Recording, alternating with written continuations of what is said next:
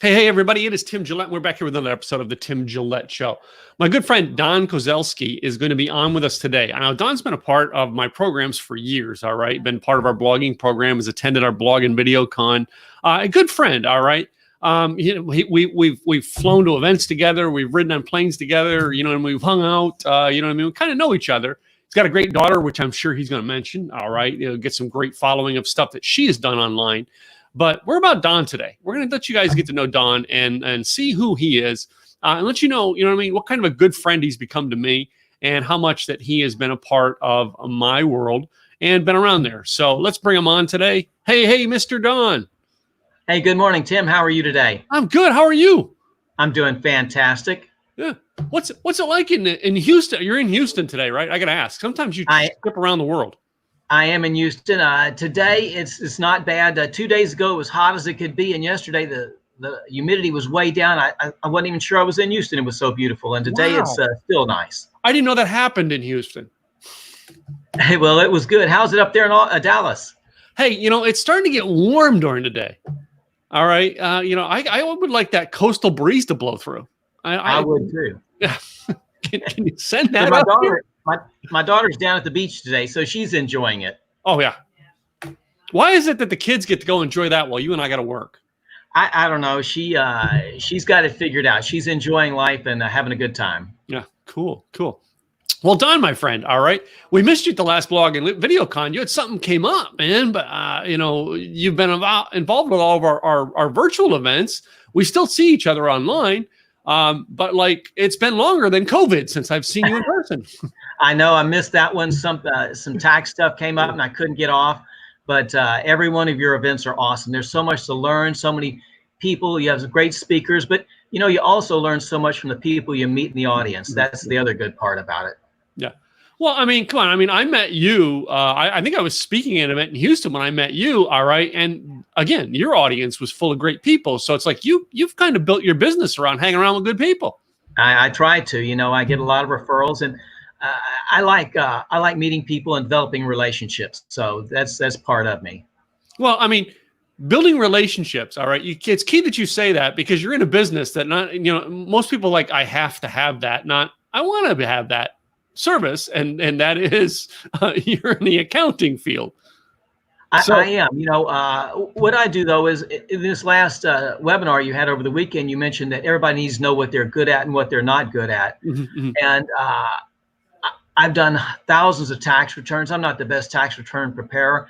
People want to know how to plan and reduce their taxes. I'm not very good at that. What I'm good at is helping people that have IRS problems. And I define that as somebody that has one or more unfiled tax returns or somebody that owes the IRS and doesn't know what to do about it. Most of these people are very nervous and scared. And when they call me, in just 5 or 10 minutes, I can get them calmed down and relaxed and let them know there's a plan and they can solve this, that it is solvable. And that's what my real skill is, to get people, find out what their problem is and let them know there is a solution for it. Wait, you mean people have problems with the IRS? A lot of people have problems with the IRS, probably. And people that have the IRS problems feel so afraid. They think they're the only person that has this problem. Mm-hmm. But about 10% of the people out there have a problem of unfiled returns or they owe the IRS. And the reason I know this is because I'll be at a party and somebody will come up to me and go, "Hey, Don, thanks for solving my IRS problem, man. You're so good. I appreciate it." And they'll walk away and somebody will walk over, "Oh, you solve IRS problems?" And people are just afraid to tell other people they have these problems. And they feel it's like they're a criminal. That's what they feel like. But there are solutions, and it stresses people out and it affects their life a lot. Well, a lot of things around money stresses our lives out.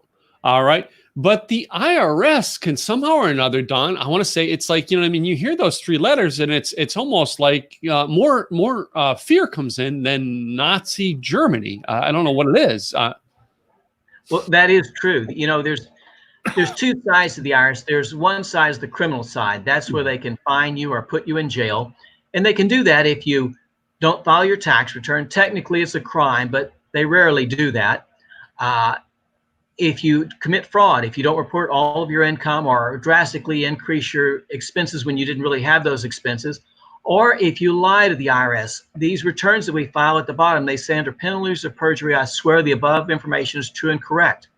And if you lie on there, they can put you in jail. I don't handle those cases. Those are what you need an attorney for. I work on the civil side, where they have auditors that audit your return, where they have people that try to collect. That's what I work with. Those people can take your bank account, take your paycheck, take your car. That's what scares people, thinking the IRS is going to come to take all these things. And that's possible, but you have to go a long way down the road for that to happen. And the best thing to do is find out what your problem is, get a plan, and go through with the plan and solve it.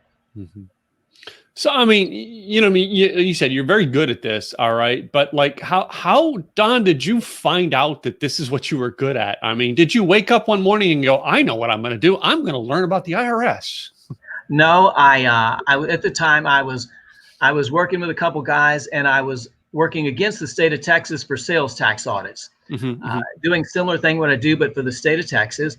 And the company I was working with, we were running out of business. And one day my dad said, hey, Don, you ought to come do what I do. Solve IRS problems. Said, you're very good at that stuff.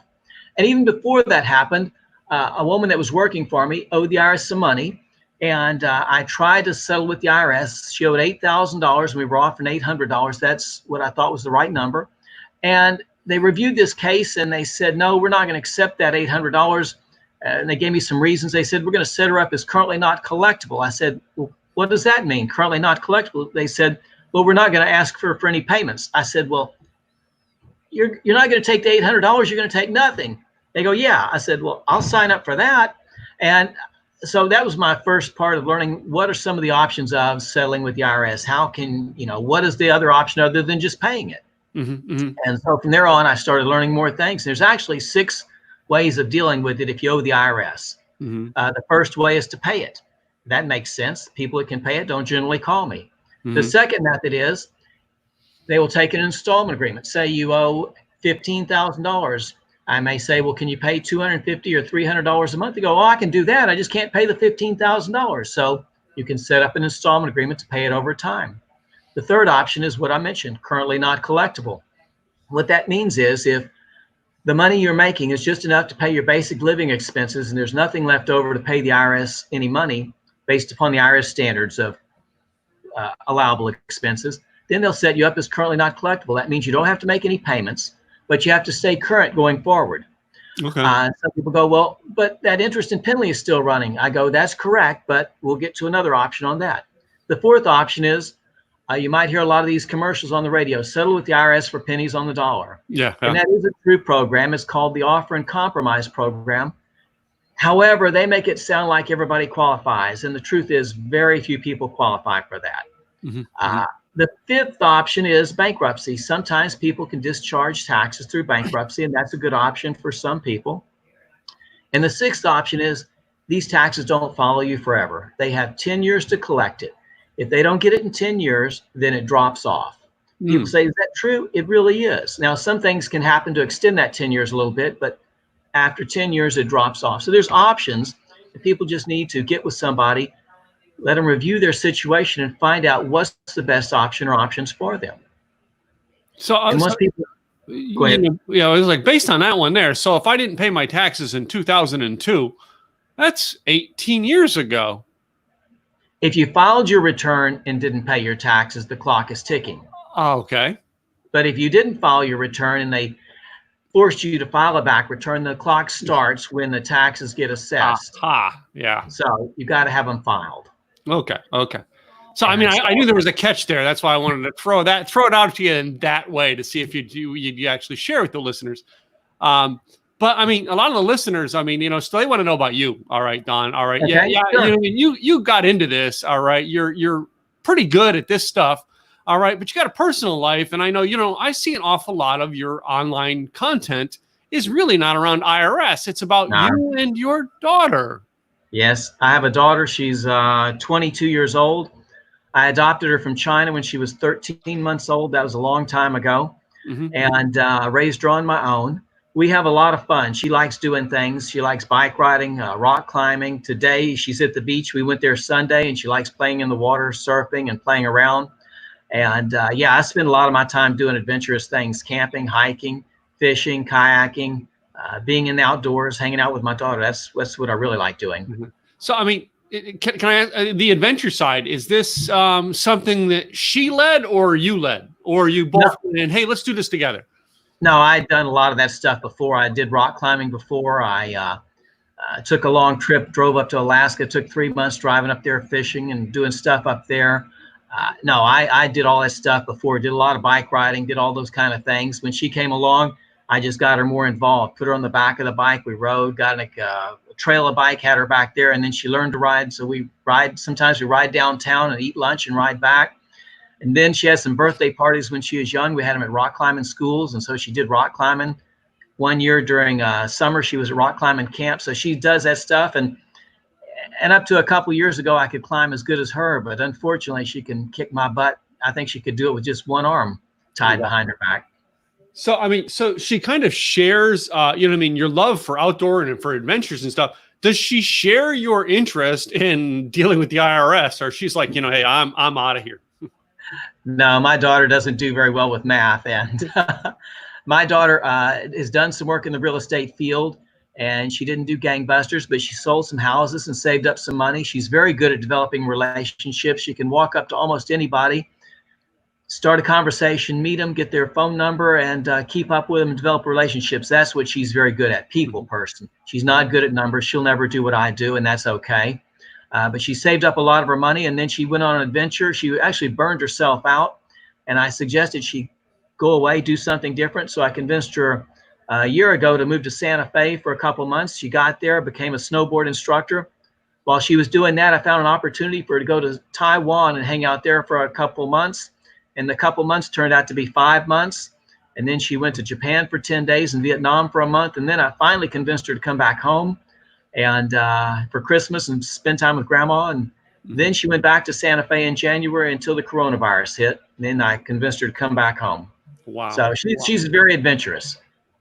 Oh, well, it sounds like the two of you, you know what I mean, are very adventuresome. You know what I mean? It's just there's certain sides of the adventure that she likes, and there's certain sides of the adventure you like. I mean, because she don't know math, but you know math. Because let's face it, dealing with the IRS could be an adventure. If you think about it, it's a thrill seeker's adventure. If you think about it in a different way. So like I think the two of you make a cool team because of that. We do. Thank you. We do. We do. And yeah, some of her strengths help me out, and some of my strengths help her out. Mm-hmm. But together we have a great time. We love having adventures, and we enjoy every day. You know, some people, one guy asked me, a friend of mine asked me, when's my birthday? And I told him, I said, but you know what? I don't really celebrate birthdays. I enjoy every day. I make every day a great day. And that's what we do. We make memories every day, big ones and small ones. Mm-hmm. Cool. You know, and you know, even though you're out making adventures and out doing things, do you, are you able to like take care of your clients and help your clients from on the road, or do you have to always be down in Houston at the office? I'm old school, and I don't have stuff in the cloud and set up like that. So generally I have to do it from my office. However, I'm working on trying to do that a little differently, but also to some degree, my work is seasonal. My tax returns are due in March and April, and then September and October is another problem. We have the deadline. So I have some dead time where I can go out and do things, sometime in January, sometime in May, June, July, August. But I'm working on trying to figure out how I might be able to do this on the road also. That would be my dream if I could. Well, I mean, you said something there about, you know what I mean, being in the cloud. In your financial world, aren't you kind of restricted on what you can put in cloud and not? I don't know about that. So, well, that is true, but a lot of CPAs are going paperless. Okay. And so they have some saved at a certain spot in the cloud, saved on their computer and saved on a separate device. And I'm so old school, I like maybe 2 copies of the piece of paper. And it's hard. I'm slow to accept that. And we'll see if I can change. A lot of CPAs are successfully doing it paperless, and we'll see. I don't know if I can or not. Well, I mean, it's okay. You know what your strengths are. Again, you've said that. You know what your strengths are. But I mean, there's still quite a demand for people who, even though they're not online. I know you do have somewhat of a web presence, but even though they're not online, there's still somewhat of a demand for your work. Well, I think there's going to always be a demand for your work. As long There as we will have be. the IRS, I think you're going to always Yes. have a demand. So let me ask this then. All right, since you know what I mean, you're good at that. How are you marketing to get new business? Well, when I started this back in 2002, my dad had a Yellow Page ad, and I got one also, and that brought a lot of clients into me. And then I got my website, which I've had since about 2003. That brings in a lot of clients. Then I did some classes in an adult educational system we had here in Houston for a long time. That brought in clients. But I've cut out the Yellow Pages, needless to say, and a few other things. I get a lot of clients because I get a lot of referrals, and I get a lot of people that find my website. Since the law was changed to get these stimulus checks and some other things, when people weren't getting their stimulus check, they'd type in IRS Help Houston, and my name comes up a lot. I was getting 30 to 50 calls every day. Where's my stimulus check? How do I get my stimulus check? And some other questions. So I get, because of my website and some other things, I get a lot of calls through that and referrals. Those two things are my main thing. Okay. Well, you know what I mean? You say you're big on that, and you just brought up something, the stimulus thing. All right. Did that really involve you getting out there doing some work, helping people in that? Not really. But I did get a lot of calls from people on the street. They were looking to find, because the IRS about 8 or 9 weeks ago, the IRS closed down. They turned off their 800 numbers, turned off the fax machines, sent their employees home, and turned off the lights. They even quit opening their mail. And so people are frustrated because they filed their return, didn't get their refund. They didn't get their stimulus check. They moved. The stimulus check went to somebody else, and they want somebody to call. So they call me because they've tried to call the IRS, and they see this number, and it looks like the IRS, and they think I'm the IRS. So I get a lot of calls with the same question over and over. So it wasn't a lot of my clients. There were a few of my clients looking for that, but just people on the street that couldn't call the IRS because the 800 number's been turned off. And that got me a lot of calls. Do you know how to handle that and get a hold of the IRS right now, or is they just not able to get a hold of it? Yes, the IRS, what they call the Practitioners Priority Service, a number that CPAs and attorneys and enrolled agents can call, is open. And so we can call them and fax a client's power of attorney and let them look in their computer and get some answers to some questions. So practitioners, there's a number that the practitioners can call and get in and talk to people. But as far as individual taxpayers, those numbers haven't been opened up yet, and I expect them to open up somewhere around June 30th to July 15th. The IRS has been struggling. They've done a great job. They sent everybody home, but Congress said you got to send out about 50 million paper checks and about 80 million direct deposits, and maybe you put something on your website so they can check all this. And millions of people are logging on every day and crashing your site, and do what you can do. And they've really done a good job, I believe. It isn't perfect, but they've done a great job with what they've had, especially with this coronavirus time. So they've done a great job, I believe. Not everybody agrees to that. If you didn't get your corona stimulus check, you don't believe it. But I think they've done a great job with what they've had. Now I want to talk about the stimulus check for a second and talk about, now it's probably not your clients, all right? But you know what I mean? You kind of connected to people like me who are in shall we say, the influencer space. And I had a friend who actually posted, hey, one week he's actually telling people how to be a millionaire. And the next week he's talking about how he got his stimulus check. I'm like, would you believe him? It's like, go ahead. I mean, I really want your thoughts on that one. Yeah, they say one thing online here, I'm going to teach you how to be a millionaire. And the second thing, look at my stimulus check. Well, that tells me you only made a certain amount of money, and maybe your word and your lie, what you're telling me isn't quite the facts. Something didn't add up there. I mean, I'm the over analytic of everything. So I mean, I read into everything, and that's just right. I think that's the motorcycle rider in me. I'm aware of my surroundings. Anyway, but I've always been fearful of people who are what I call false prophets, and I'm guessing in your field you can spot them a lot quicker than I can. I don't know if I can, but what I will say is, since I deal with people that make a little bit of money, a medium amount of money, and a lot of money, people see people driving fancy cars, wearing Rolex watches, and living in these big houses, and they think that these people have a lot of money and are doing wonderful. And the truth is, a lot of those people are living paycheck to paycheck, just like everybody else. And when they lose their job, they are in dire straits. Wow. So I do see that a lot. People I've noticed a lot of people that have the people that have the most money a lot of times is like I forget what that book was called, but you couldn't tell it by looking at them. Yeah. They don't wear Rolex watches. They don't drive fancy cars. They save money, and they live in a house they can afford and stay in that house a long time.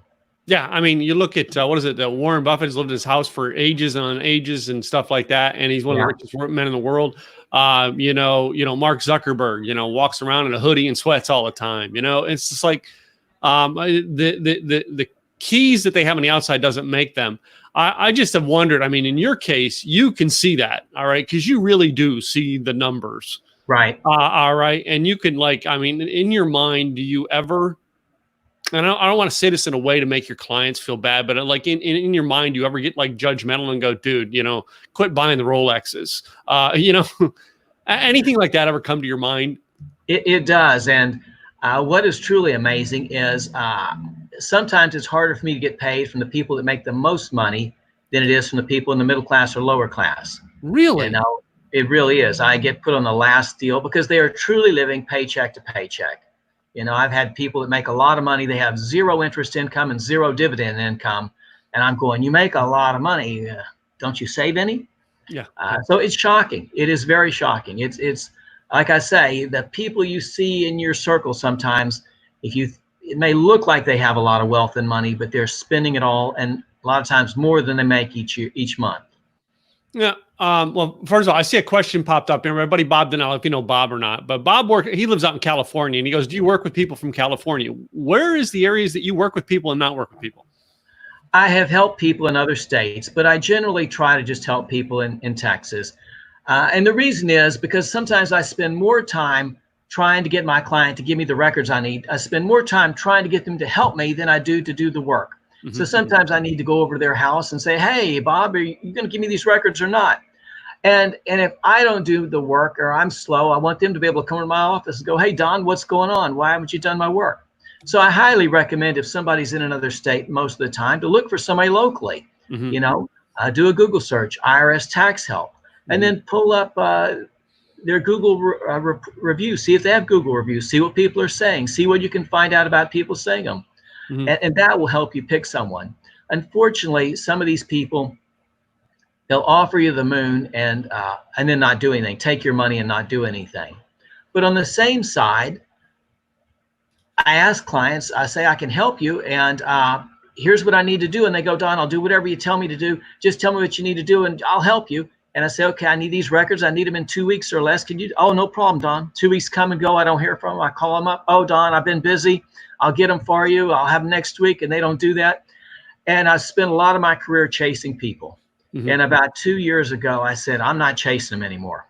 I'm just tired of it. If they can't be an adult, I'm going to give up on them. Yeah. So I recommend try to find somebody locally. And furthermore, in California, if they have an IRS problem, they probably have state of California tax problems too. And I'm not an expert on solving state of California problems. Mm. So that's more of a reason why they might need somebody locally. Mm. But I'd be happy to talk to anybody, hear about their situation, and tell them what I think the right road to take is. To at least give them an idea of if somebody else is telling them the right direction or not. Yeah. Well, I mean, that's good. I mean, like I have a friend who's in, who's been through my programs. He's a personal injury attorney who lives in Las Vegas. Right. And I literally, because of a situation we were doing with my brother years ago, and I just wanted to consult to see if we had a case. Right. And I said, hey, his name's Robert. I said, hey, Robert, can we do a full conversation? He did. He did a group conversation with us. And then the end of it, he says, well, what state are you in and everything. And in the end, he goes, listen, you really don't have a case. Let me just be honest with you. You don't have a case. All right. Don't pursue it any further. All right. And you were wise to spend 30 minutes on the phone with me than to pay some attorney $200. Exactly. To find out you didn't have a case. Yeah. And I'm like him. I tell the people the truth. They want me to tell them, oh, you qualify for this offer and compromise program. We can get that. They want the truth. And they appreciate that. You don't qualify. One time I had a client, she called me and said, Don, this company called me and said they could settle my debt for pennies on the dollar. Mm-hmm. She only owed about $17,000. So I asked her, I said, did they ask you any questions like, do you have a house? How much is it worth? How much do you owe on it? She had a house that was worth about $100,000, showed nothing on it. She didn't qualify for an offer in compromise. They were just looking to see how much money they could take from her and file something, and later on explain to her why she didn't qualify. Yeah. So I'm honest with people because they want the truth, and it doesn't help me to take their money and go down the road and then explain it later. I'd rather tell them now and not get any money. And it's, it's interesting with that because there's companies out there, even with all this stimulus information, who went, well, let's just take the money and we can give it back later.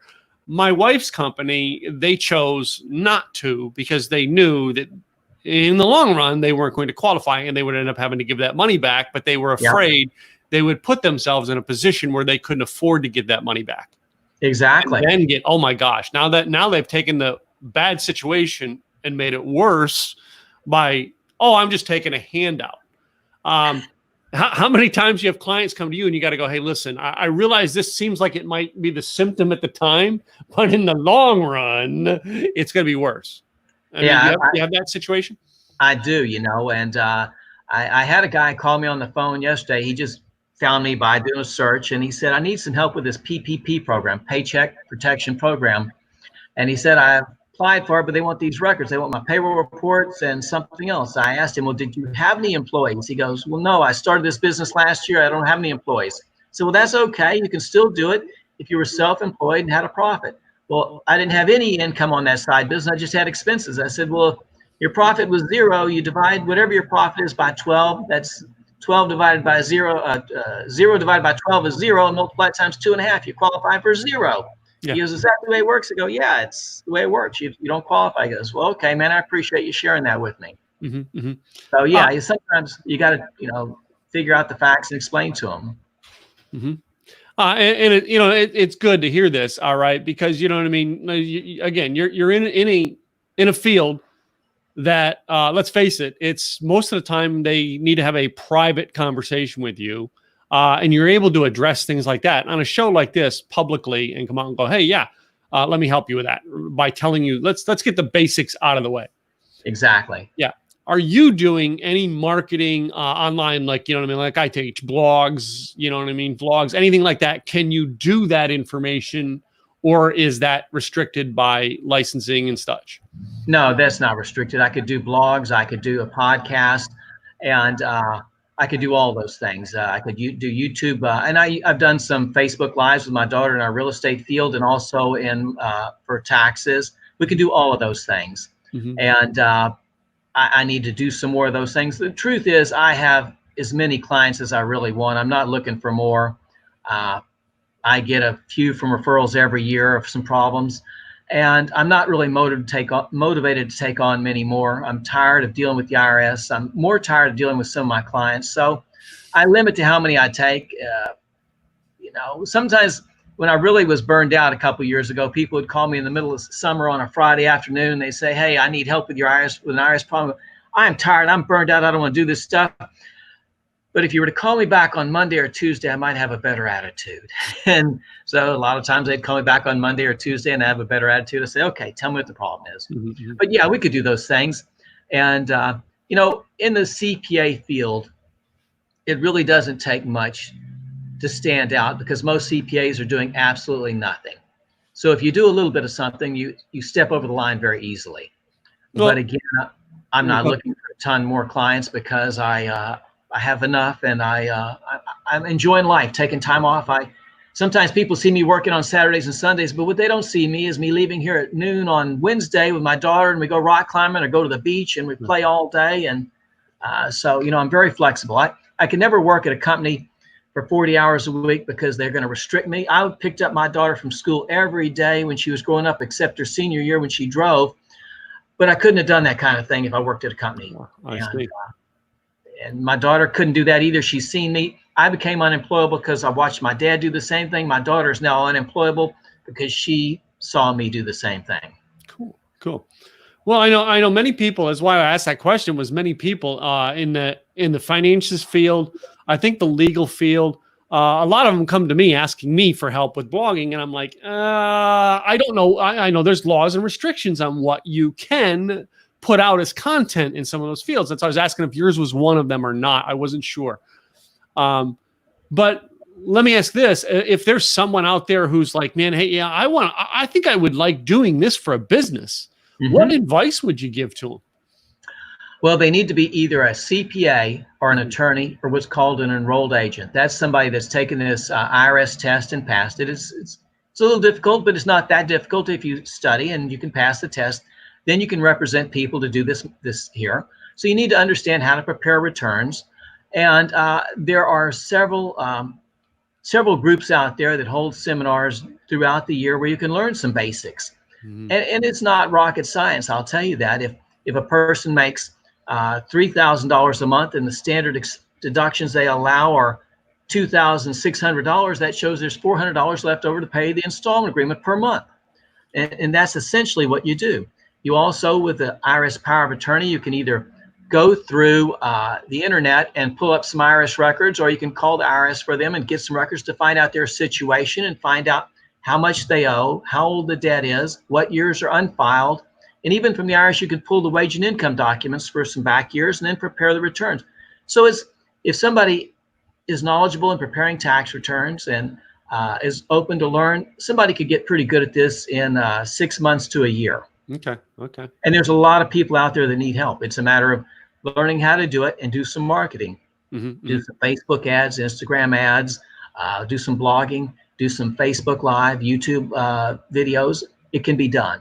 There's a lot of help that needs to be done out there. Now, are you? I know, like you said, it sounds like you learned it from your dad in a way, but your daughter's not interested in learning it from you. But are you mentoring anybody in? Anybody come to you and say, "Hey, Don, will you mentor me and get me ready to do this so I can kind of take the reins from you when you're done?" I have. I mentored another CPA, and he's done a great job. And I've had other people that have some interest in doing some light work in there, and I've helped them some. But I haven't mentored anybody lately. What I'm doing now is slowing down and spending as much time enjoying life with my daughter, whether it's going for a bike ride, to go eat dinner or something at night, or rock climbing, or going to the beach or whatever. I'm spending, I don't know what the future is going to hold. I don't know what the future is going to hold. And so I literally, I know you knew Zig Ziglar and whatever. I started listening to Zig when I was about 18, 19 years old. And when I was about 21, 22 years old, I decided I was going to have a good day every day. And I've had a good day every day since then. CPA down the hall one day asked me, "Don, do you really have a good day every day?" And I said, I really do. I woke up this morning. I got out of bed. I could walk. I have to wear these glasses, but I can see. Every day's not perfect, but I have a good day every day. And I decided that back when I was 21 or 22, and I have a good day. And my daughter has a good day every day too. She's listened to Zig also. Cool. So I spend more time enjoying those things. Well, it sounds to me like you got a plan. You probably got a plan for dinner with your daughter tonight. I mean, that's a plan. Right? I have plans. I make plans every day, one day at a time though, but I do. Well, that's a good thing. I mean, a lot of people kind of need that in their life and need to have the positivity to give that outcome, because so often, even in our world today, there's a lot of people who just, they don't have the positive outcome of, what the end of the day is going to be today. With that, I mean, there's people who've gone through hard times. All right. What advice would you give them to hard times based on your experiences? Wow. It's easy for me to say be positive because I am a positive person. My brother and I, my dad was tough on us growing up, but we must have learned a lot of great lessons because we have a great attitude. And I would say if you're really having tough times, I'd say seek out some friends that can help you.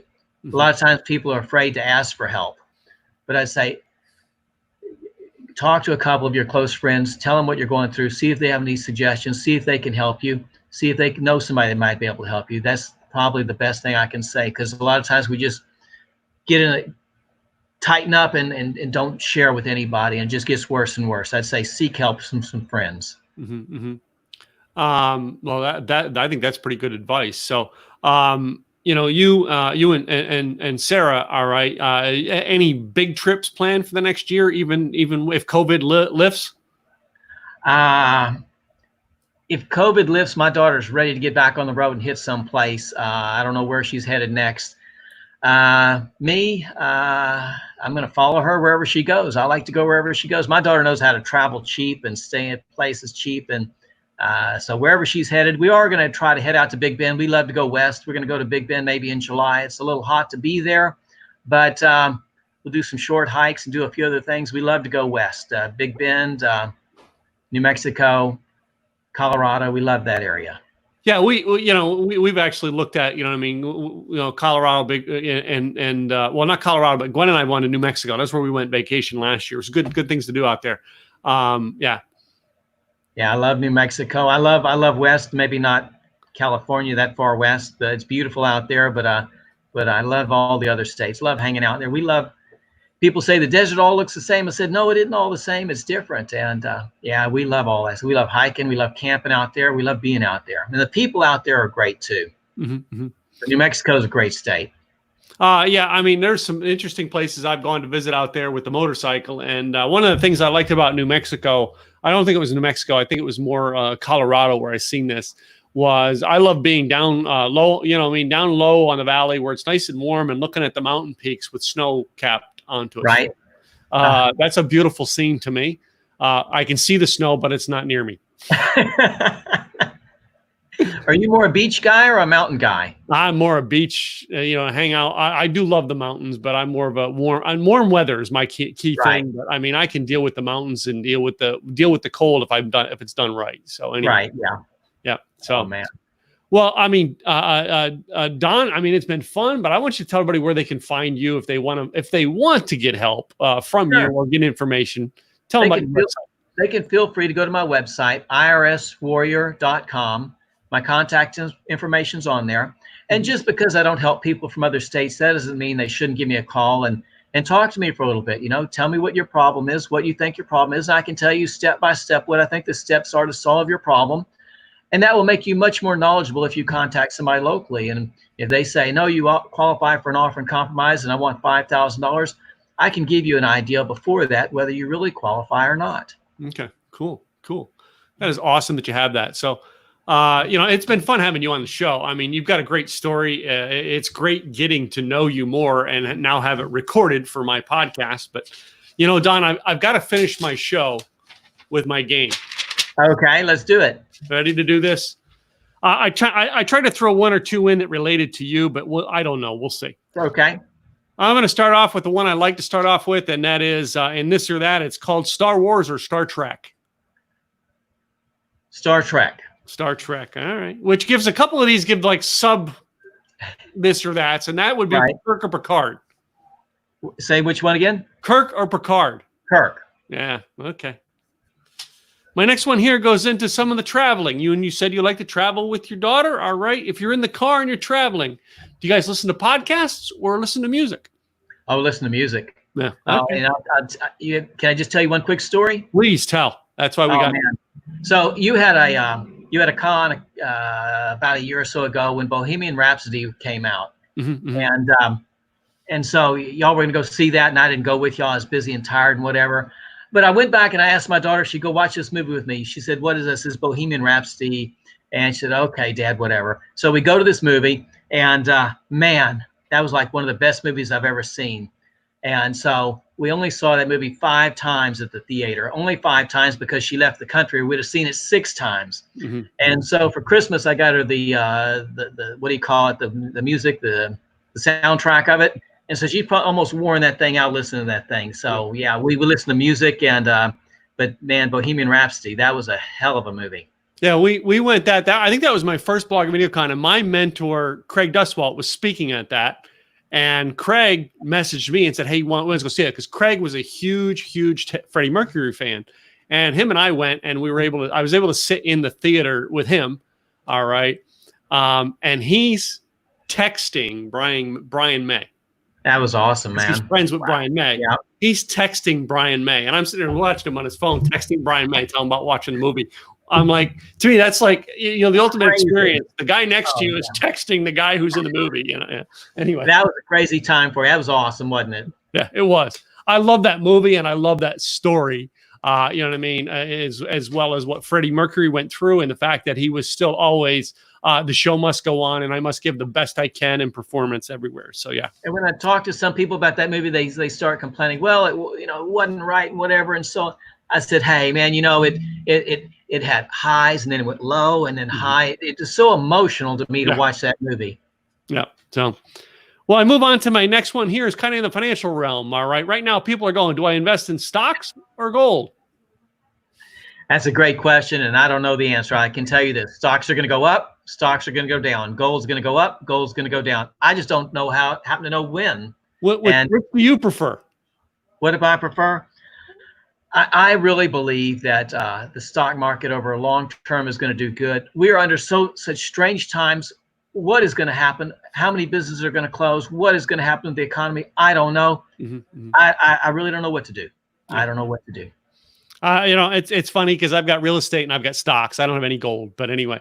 But I believe in real estate. People are going to have to live somewhere, and people are coming to Texas in droves still. And I believe real estate is a great field. You need a good mentor to help you do it right, though. Yeah. And yeah, you and I both know some great mentors in the real estate field. Very good people here in Texas.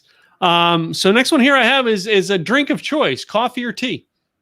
Oh, I'm a tea drinker. I only drink coffee about 4 or 5 times a year. I like Vietnamese iced coffee, but I'm much more an iced tea drinker. I love tea. Green tea I'm kidding. Green tea or black tea? Black tea. Black tea. Okay. I've been doing nice green tea. Yeah. Yeah, but I like the black teas. Yeah. Yeah. Next one here is a food choice, and that is taco or hamburger. Oh my God. You're in Texas. It's hard to decide. I only have one addiction in life, and it has to do with food. I don't look like it, but I love to eat. Man, that's a tough one. I love them both. I'd say tacos. I mean, come on. Some of the best tacos are in Texas, man. That's right, man. I love and tacos. I'm a hamburger guy, and some of the best tacos are in Texas. So my next one here is one that kind of asked me about it. That is the beach or the mountains?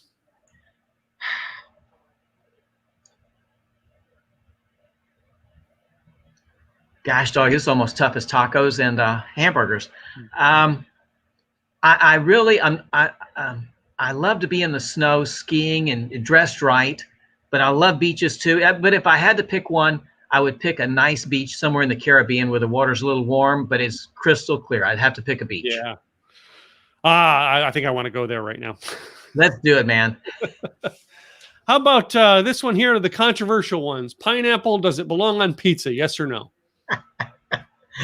I'm pretty open-minded. It can be on pizza. I wouldn't eat it all the time. It'd be a specialty pizza. I'm not a guy that's going to say you can't have pineapple on pizza.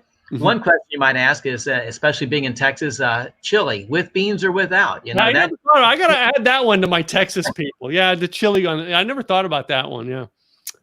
My next controversial one is the old TP. Does the toilet paper belong going over on the roll or under? That's a very easy one. There's only one right answer, and it goes over. Anybody that says under is wrong. That is an argumentative thing on this show. I've had people from both sides, and almost everybody are like adamant about their way's right. There's only one right way. That's right. My last one's kind of the weirdest one I like to ask, and that is the boxers or briefs. I have boxer briefs on. Oh, okay. So you're kind of one of those in-between people too. Yes. See, the quiz ain't all that hard. No, it isn't. I like that. That was great. Once again, make sure people both on the audio and video can find your website, and that is irswarrior.com. All right.